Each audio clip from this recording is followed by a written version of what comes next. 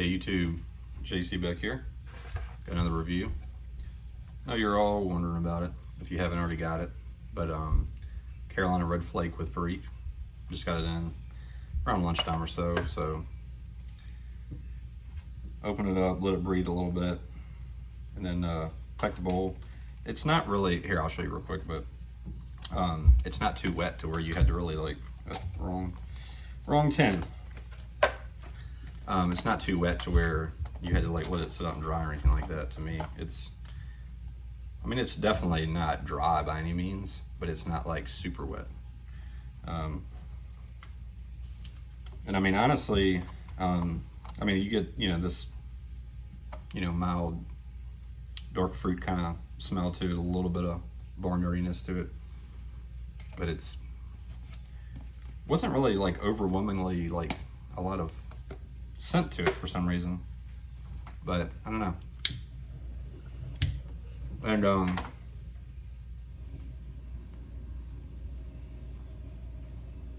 I packed the bowl pretty full, not too tight, but it was pretty full. So I've been smoking on this for a little while now, actually. But because I was trying to wrap my head around it, because to me this is the mildest Carolina Red Flake with Perique they've done. I don't know if it's because they didn't add as much Perique, or maybe the Perique in the past was just a little sour. I was just kind of tapping a little ash off of this real quick. But I don't know. It's not a hot air blend or anything like that, but it's got this mild kind of complexity to it that I'm just kind of trying to figure out.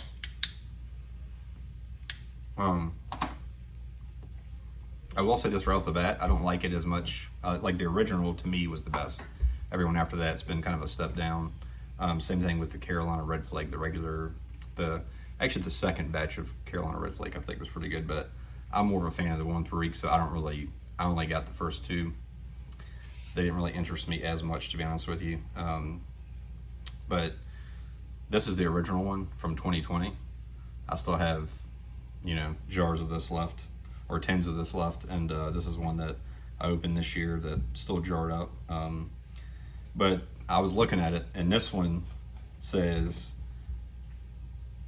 it just says a heirloom St. James Perique from 31 farms.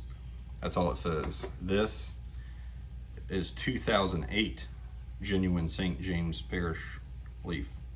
So, and then it only had 3 grades of Virginia, and this one has, I think, 5 or 6 grades of Virginia in it.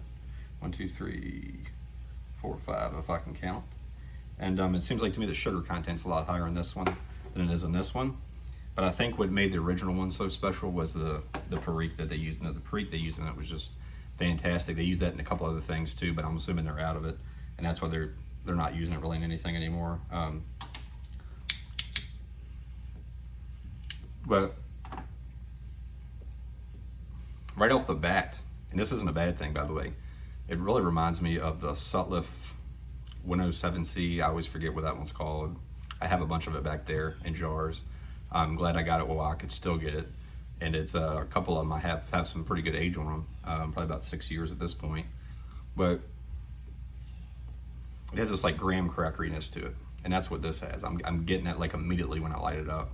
There's a couple other things in there. That's why I said I was trying to like wrap my head around what they were before I started the video. And one of them, it's kind of like a citrus peel. Not necessarily that it's orangey or grapefruity or anything like that, but the rind of it, you know what I mean? The orange rind, you know how when you get a little bit of the rind, or I've even seen some people eat it before. I've tried it before, but I don't really like it. But it's got that, citrusy rind, kind of to it.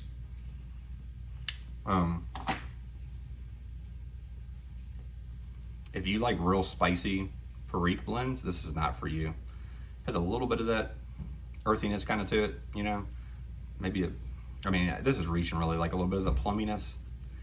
But as far as the spiciness to it, and this is probably because of the Kentucky, but I felt like the dusk that they put, well, C&D made it, but the dusk that they put out, this had a lot of spice to it, to me, to me, like on a spice level.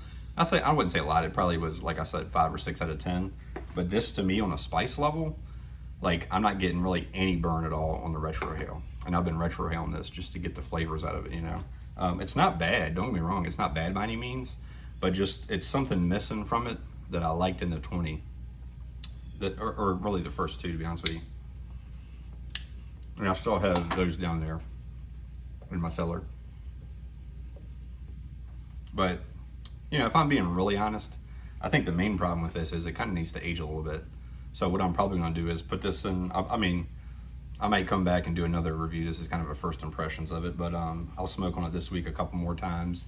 See if anything else pops up. Maybe it'll get a little bit better with the air in it.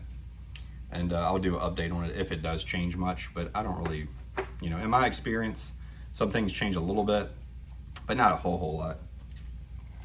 Especially the main things with, like, you know, it's not going to just automatically turn spicy on me or something like that. But yeah, really, I mean, it's got that, like I said, it almost reminds me of that, for some reason, that Sutliff, you know, Virginia that they had, with the graham crackeriness that I do really like that. But like I said, it just doesn't seem like it's really much of a vapor. It seems like it's more of a just red Virginia blend to me.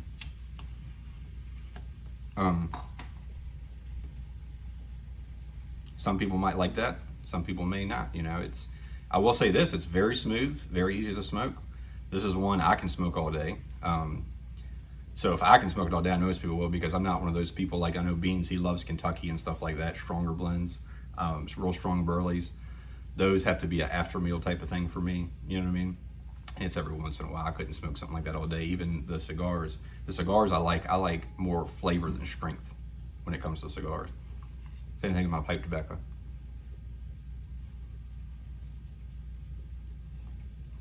But I feel like, to me, this will be, and it's funny, you know, like I said, because, you know, the old adage, put it in a jar, maybe it'll get better in time, but it may not. But I think it'll still, the flavors just kind of need to be rounded out a little bit more. And, you know, Virginia's, and especially vapors, age really well, so. But maybe he made this to be smooth, I don't know. You know, or maybe, and I think what it is too, I mean, let's be real here. Pipe tobacco isn't what it used to be back in the day. I mean, a bunch of companies have shut down because of it, stuff like that. I'm sure they're not able to get the stuff they used to get, so they're trying to get the best tobacco they can find, and, you know, may or may not just be out there. But as far as, like I said, as far as smoothness for this much Virginia in this blend, it's very smooth, very easy to smoke. It's not too airy. I'd say it's kind of a medium type of smoke. But yeah, it's like a little bit of, it's almost like a nutmegginess to it, kind of in there as well, you know, you get from time to time. It's a little sweet, mildly sweet. It's not really anything I can put my finger on, like a honey or a syrupy sweetness or anything like that. It's just kind of a generic, just, and it's not a hay like flavor or anything like that. If you don't like hay, it's not going to rub you the wrong way. Oh, anyways, quick update before I close the video out. I got some Diblon de Ora, however you pronounce that. And it's pretty cool because I looked at the back of it and it was made in 2023, January, in fact, of 2023. So it's already got a couple years on it. So I'm gonna review this next week for all you guys that wanna check this review out. Some of my favorite semi-Kentucky blends, which this one, haven't read it yet, but everybody's been talking about it. Yeah, it does have some dark fired in it and some burleys in it. So, HU makes a real good one there. I forget the blend. I have some of them down there, but they make a real good one. And the Scottish Cake and Scottish Flake, a couple of those are really good, because I don't like real heavy Kentucky blends. So I'm hoping, by what everybody talked about, because I had like at least 6 people recommend this to me, this isn't real strong Kentucky. If it's not, I'll really like it. So we'll see next week. But I'm gonna get back to smoking this, and let me know what you think about it. I just think it's okay, if I'm being honest with you. I only bought 2 tins, and I'm really glad I just bought 2 tins. It kind of lucked out this time, because it never fails. Whenever I just buy 2 tins, you know, it's like you're blown away, you love it. So I'm thinking what I might do, honestly, because this, to me, the dusk was a little kind of richer for me. Blend the two together and see what I got, and then I think it'll just be perfect because I blended the dusk and the dawn together and it was perfect. So I don't know, we'll see. I know that's frowned upon too, but I don't care. It's your tobacco. You can smoke it how you want. That's my opinion. Anyway, this is JC. Let me know if you had this.